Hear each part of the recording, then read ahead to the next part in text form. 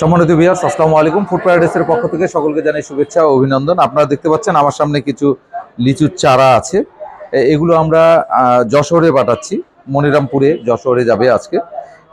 এক ভাই আমাদের হচ্ছে বাগান করবে, এই উদ্দেশ্যেই উনি চারাগুলো নিয়েছে। এই চারাগুলো আমি যদি দেখাই আপনাদের, যে দেখেন এখানে এই চারাগুলো আমরা এরকম ব্যাগের মধ্যে আমরা প্যাকেজিং করেছি।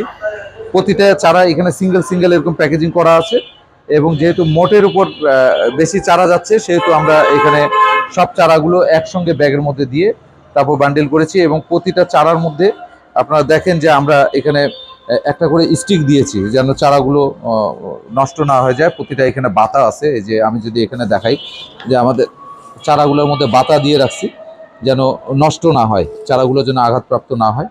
এই চারাগুলো যাবে। আপনারা যদি আমাদের কাছ থেকে চারা নিতে চান, দিনাজপুরের অরিজিনাল মাসিমপুরের লিচুর চারা যদি নিতে চান, এগুলো সবগুলোই কলম চারা। আপনারা আমাদের সঙ্গে যোগাযোগ করতে পারেন। বিদেশি ভাইরা আমাদের হোয়াটসঅ্যাপ করবেন, দেশি ভাইরা যারা আছেন মোবাইল করবেন। আমি অনুরোধ করব যে সন্ধ্যার পরে আপনারা ফোন করবেন। সন্ধ্যার পর ফোন করলে আমি সময় নিয়ে আপনাদের সঙ্গে কথা বলতে পারবো।